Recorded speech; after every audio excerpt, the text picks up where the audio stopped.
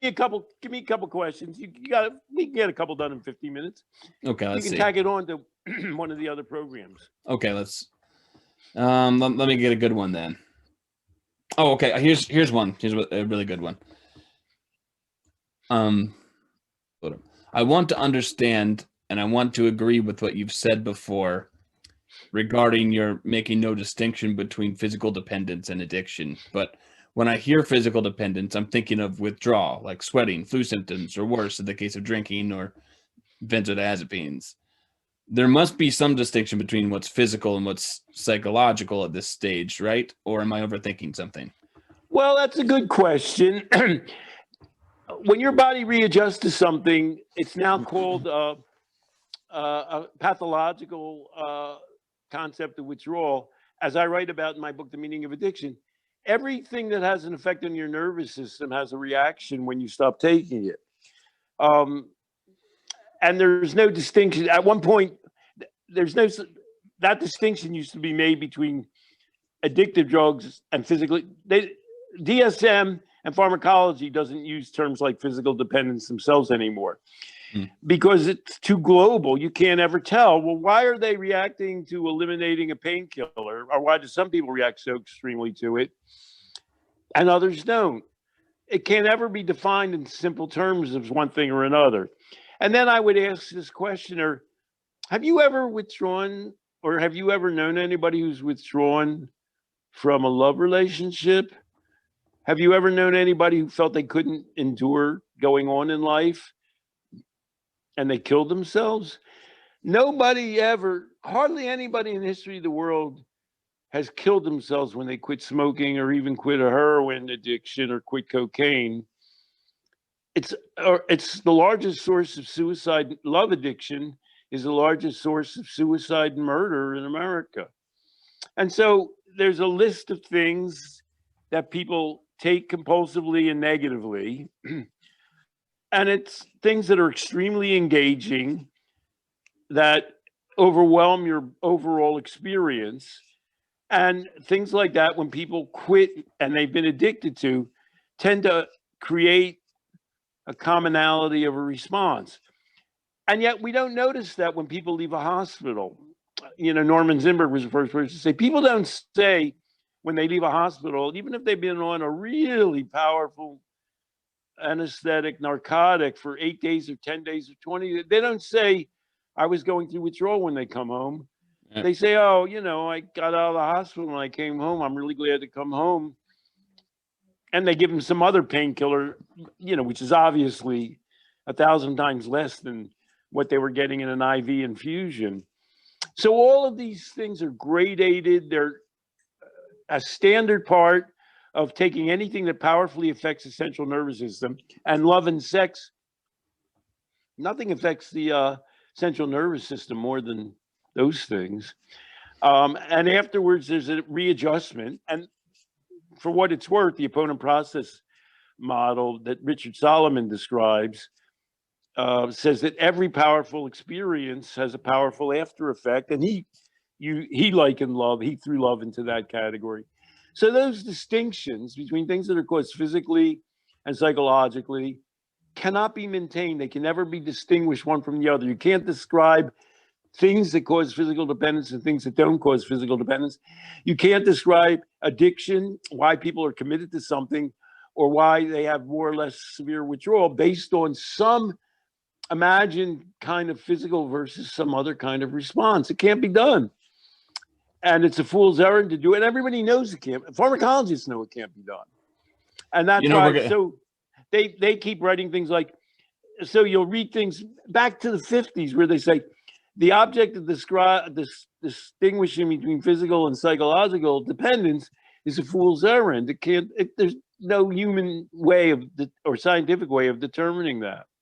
So let me take it here, and then we'll have 10 minutes for one more question. But Jordan Peterson and his daughter keep making this distinction all the time. People watching this, maybe this is not linked to it, but we just did a talk about Jordan Peterson and how he had benzodiazepine withdrawals and an addiction to it. And they keep saying, no, he wasn't addicted to it. He was physically dependent on him. So that's a distinction that you would say is a little bit misguided.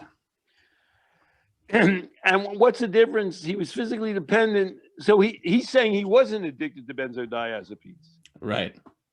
So then why did he want to quit them then? Right. That was my question earlier on. It's like, if they were working for you and you think that they're great, then why do you want to quit them again?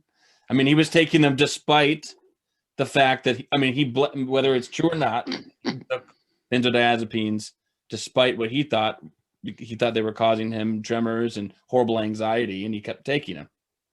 So then he wanted to stop. I always point out to people, it means nothing to them. DSM-4 did away with the concept of addiction, and it only used the term dependence. I don't want to depress people, but DSM-5 doesn't use the term addiction or dependence. Right. Because it doesn't get you anywhere, except, and there should be a footnote in DSM-5. I was actually a contributor on the advisory council of DSM-4, but I've gone downhill. They didn't consult me with DSM-5. The only thing that it's called substance use and behavioral addiction disorders. Only one thing in the DSM-5 only identifies one thing in the universe as addictive, and it's not heroin, alcohol, cocaine, and cigarettes. The word addiction, it's gambling. Addictive, so, yeah. apropos of your first question, and they don't use the term. They don't use the term dependence. It's just too misleading. All the concepts that have. When we wrote Love and Addiction, a good friend of her sister was a psychiatrist, and she said, we wrote Love and Addiction was published in 1975. Well, medicine knows what addiction is. We've gone completely backwards now. And as I pointed out in another one of our blog posts, only within the last couple of months has Wikipedia changed its definition of addiction from being a brain disease to being something that's much broader than that. We're always seeing addiction being redefined. And with all due modesty, getting on to 50 years after Archie and I wrote Love and Addiction, the definition that they're coming up with for addiction is looking more and more all the time like the one that we had in 1975. Getting closer and closer to yours. Let me get onto this one because there's not much time, and it's a good one. It says, "Hey, I'm loving the recent interviews, and I'm working on some of the books that we suggested. I have to be honest, I'm not working in an area with a lot of thoughtful substance use treatment providers. People act like they get it, but still push abstinence. I work in a community mental health setting and find myself in conflict with the treatment being provided often. I know that the amazing folks I work with really need access to stable jobs, housing, and community, etc. And in our system, they'd be left with nothing if they choose not to play the treatment game. So I'm just trying to be useful, but man, it's hard. I feel that tension between the harm caused by the dominant. I feel that tension between the harm caused by the dominant approach to treatment, but feel like something is better than nothing for these folks. I don't hide my thoughts, but I know that the unspoken often becomes assumed to be the dominant cultural message about substances. Anyway, do you have any recommendations about where I could plug in? I mention often the ugly, hateful letters like Stanton Peele, UPOS, that I get now from Gabor's followers, but I've gotten thousands of them over my career from diseased people. I wouldn't say I've gotten thousands of letters like this. Maybe I've gotten 1,000 letters like this. Not as many as the ones who hate me, but guys or people who are working within the system, who feel it's harmful, who've had different experiences. So you and I know a person like that. Sean's a guy in my neighborhood that you met online who came out of that background, who underwent that kind of a treatment, who worked in that kind of an agency. And eventually, he said, this doesn't work for me or for the people that I'm working for. I'm going to create an alternative type of approach that he practices as a private therapist. And when I meet with him, I always try and convince him to try and go out and create a kind of a program. But that's what we're doing. We feel that you can help people without convincing them that they have a disease, that they're never overcome, that it's biologically programmed. We feel that you should be able to help people. And our justification is, somebody could write a letter and say, if you believe that most people overcome addiction naturally, why the hell do you have a service that helps people? Because the average half-life for cocaine dependence is 5 years, for marijuana, 6 years. For alcohol, 16 years, and for smoking is 23 years. Some people might want to, move it along a little quicker. And since we've seen it happen and we've worked with people and we've undergone these experiences ourselves, we feel that we can help them in that process. And as well as you and I have discussed, and as partially goes to answering this letter, telling people that they're addicted or dependent and that's who they are is harmful. So that you can, whatever help you offer, support, insight, help with work, help with relationships, help with money, whatever practical guidance you can do, whatever psychological benefit that you can give to people should never come at the cost of convincing them that they're have a lifetime disease, which erases all of the possible good that you might have otherwise done. And as for the last tag of that message, he says, do you have any advice about where to plug in? I think that's where he's trying to say is like, I don't know, what do I like create something? Is there somewhere I can go to? Well, the easiest thing to do, we have to give a shout out. The easiest thing you can do is SMART. Although, sometimes I find SMART, Thomas told us, you've interviewed him, that they're going harm reduction, that they're no longer totally abstinence. I've given a lot of lectures over online, and our great friend D, who you're going to be re-interviewing, always says, Stanton, don't get into a debate with people about disease because some of our people believe it's a disease. So I know that's not how Tom, the past president, I'm not sure what his current status is. I know he believes the same thing, but sometimes I worry about the message they get in SMART, but it's definitely, there's a lot more leeway in SMART than in AA for deciding whether you have a lifelong disease or if you choose or you want to encourage people to broaden their thinking. That's the easiest resource to go to. And of course, that's a little plug for the Life Process Program.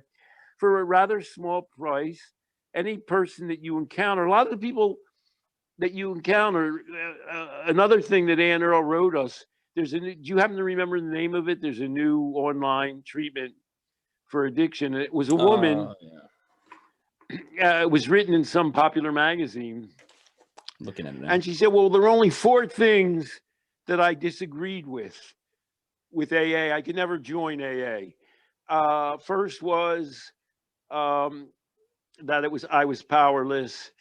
Second was a lack of a holistic approach, not looking at everything involved in your whole life.